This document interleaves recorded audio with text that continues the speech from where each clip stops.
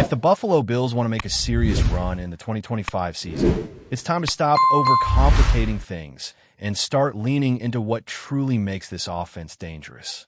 Because right now, they're drifting further away from what used to make them such a nightmare to defend. And if they don't get back to creating mismatches, especially with their heavy personnel, then forget about contending.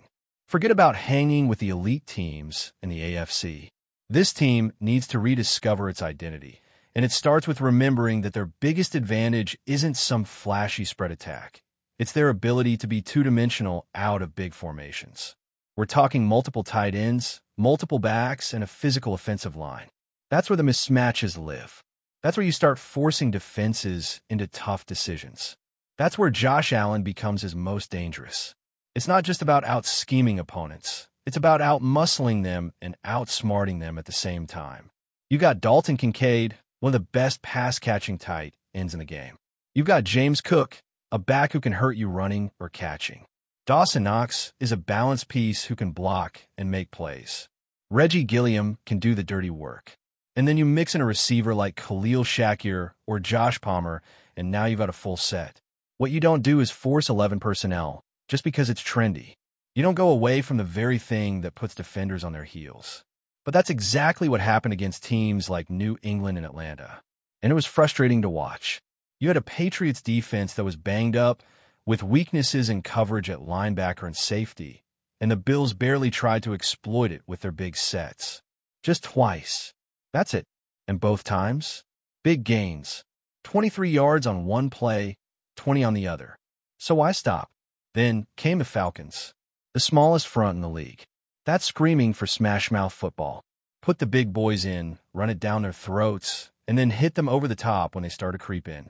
Instead, the Bills try to get cute. Try to finesse a team that they should have been punishing. It's almost like they forgot that this team's identity is built on conflict, making defenders choose between stopping the run or covering the pass, and not letting them do both. When Sean McDermott says the offense got too cute, that's what he's talking about. This isn't about inventing some new look or copying what's working elsewhere. It's about getting back to what made you a threat in the first place. Getting back to the formations that force defensive coordinators to lose sleep at night. Because no one is losing sleep over the Bills' 11 personnel right now. But bring out the big sets, stack those tight ends, let Allen run or throw, and now you've got something dangerous again. And here's the thing, it's not just about how you line up. It's about who you feature. And right now, there's one guy getting way too much love, Keon Coleman. Listen, this is not an attack on the rookie. He's got talent, sure. But let's be real.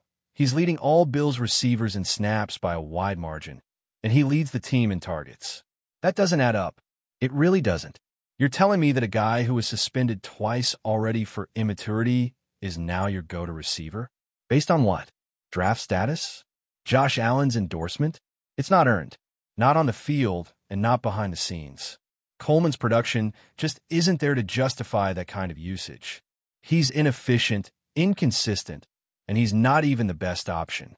So why is he out snapping and out targeting players who are flat out better right now? If you want to be better on offense, it starts with reducing his role. Less Keon Coleman doesn't mean you're giving up on him.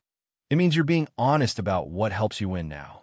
Because the guys who should be getting the ball more are Dalton Kincaid and Josh Palmer. These two are cooking. You don't even need to dive deep into the film to see it. It's in the numbers too. Kincaid leads all tight ends in yards per route run and ranks 4th among all pass catchers. Palmer's up there too, 15th among wideouts, 17th overall. When the ball goes to them, good things happen. That's not a coincidence. That's production. That's efficiency. Meanwhile, Keon Coleman ranks 63rd in the league in that same stat. So again, why is he the number 1 target? It's not helping your quarterback. It's not helping your offense. And it's not helping you in games. There's also a stat from Fantasy Points that really drives the point home. Yards per target over expectation. Among players with at least 100 routes, Kincaid ranks 8th in the entire league. Palmer, 12th. Keon Coleman, 85th. That's a huge gap. That's the difference between guys who are maximizing every look and guys who are just eating volume. It's time to stop feeding the wrong mouths. It's time to reward the players who are producing and start giving your offense a real shot to take off. But we're not done there, because another major area the Bills need to lean into is the running backs in the passing game. And no, this isn't about check downs or swing passes. This is about using James Cook, Ty Johnson, and Ray Davis as actual weapons in the passing attack. Right now, the Bills are bottom of the league, 30th in percentage of passing targets to running backs. That's criminal when you've got three guys who can legitimately catch and make plays after the catch. Last year, this team was statistically one of the most efficient in the league throwing to backs, but didn't do it nearly enough. And now here we are again, 6 games in, with just 17 catches from the backfield. That should be double, easily.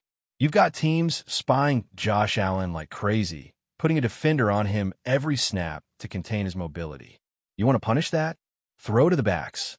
Make them pay for dedicating a body to Allen by getting the ball into the hands of someone they're ignoring. And it's not just about tactics, it's about maximizing your personnel. Cook is explosive. Johnson and Davis are smart, tough, and capable. These aren't liabilities. These are assets that you're not using nearly enough. Whether it's angle routes, wheels, option routes out of the backfield, use them. You don't have to reinvent the offense. You just have to stop ignoring the most logical mismatches. So between using heavier personnel to create conflict, featuring your most efficient pass catchers, and getting your backs more involved through the air, that's already a blueprint for a better offense. And it's not pie-in-the-sky theory either. It's stuff we've seen work. It's what made the Bills dynamic in years past. And it's what can unlock Josh Allen again.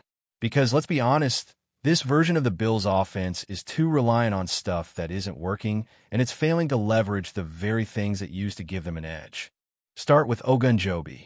He's played a ton of football, he knows how to handle zone runs, he understands gap discipline, and most importantly, he's athletic enough to stay involved in plays that stretch horizontally.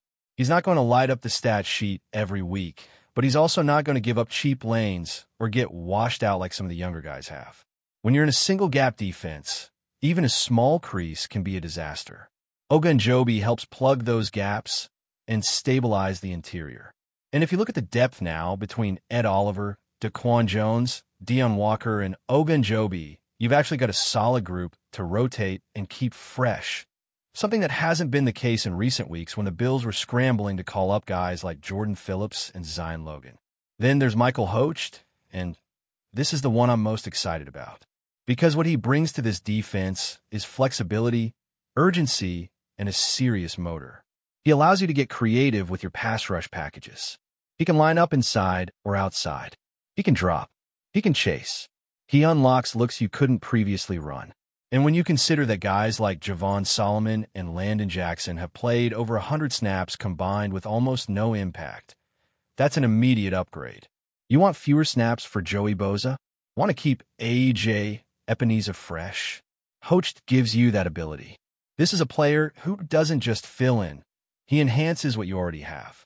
But to make all this work, they need to be on board properly. You got to get them up to speed fast, figure out how they fit within the scheme, and get them on the field. There's no time for easing in slowly. If they're healthy, they need to play, and play a lot. Because the second half of the season will not be forgiving. You got to hit the ground running with your best lineup, and that includes these 2 new pieces. Now, let's talk linebacker, and it might be a conversation some people don't want to have, but it needs to be had.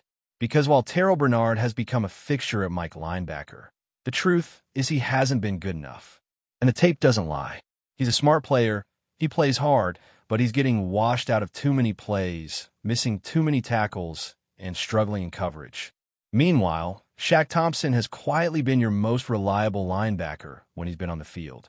He's physical, instinctive, and just flat out more impactful right now. So the question becomes, how do you get Shaq Thompson more involved? Because at some point, loyalty to a depth chart can't outweigh performance. Whether it means using more base defense, which the Bills have only done on about a quarter of their snaps, or shifting roles to let Thompson handle more middle-of-the-field responsibility, something's got to give. The current formula isn't working.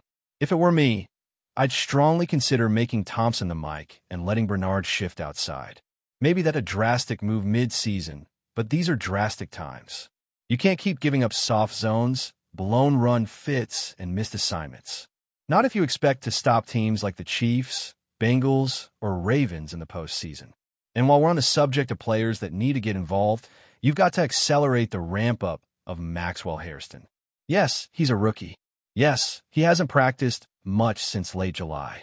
But he's your first-round pick, and the cornerback position needs help badly. Tre'Davious White has lost a step. That's just the reality. He's playing as hard as ever, but the speed, the recovery ability, and the burst, it's just not there anymore. Teams know it. They're not afraid of him. And that's a problem.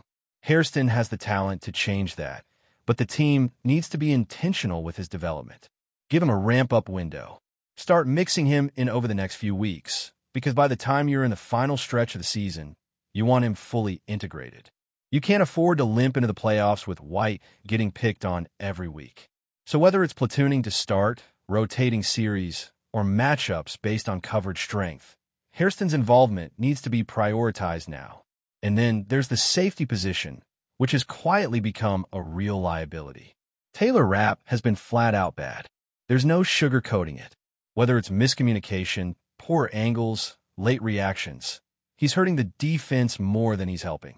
And when that happens at safety, it's a disaster. That's why it's time to bring back Jordan Poyer.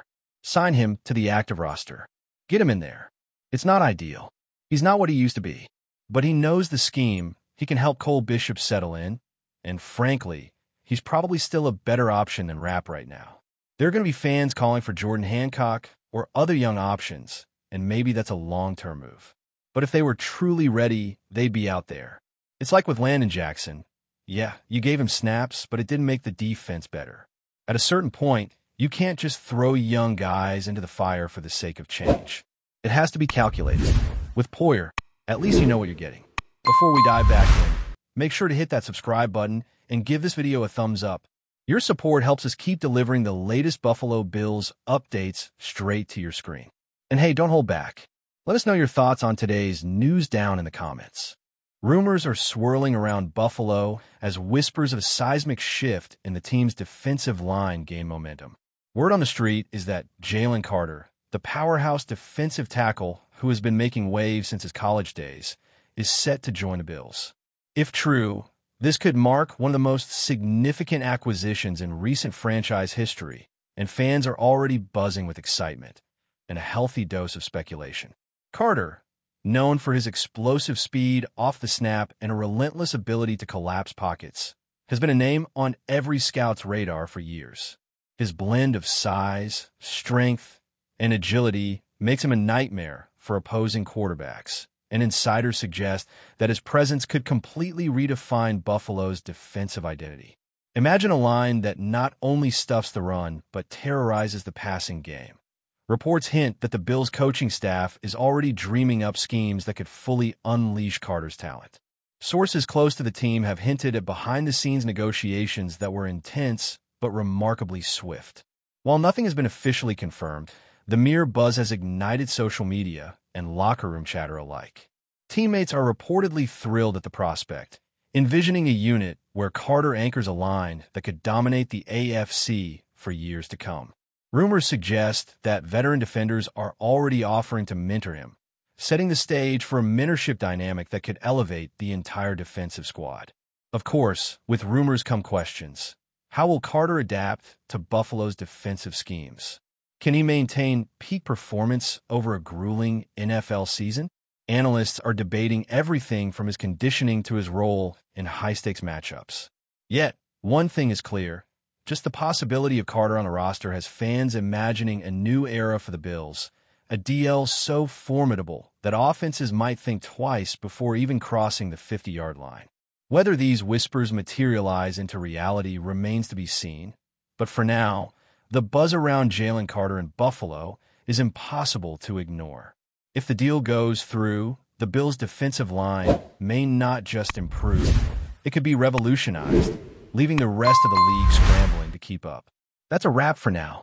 If you enjoyed the video and want to stay on top of all things Buffalo Bills, make sure to subscribe and hit that like button. We'd love to hear what you think in the comments. See you in the next update.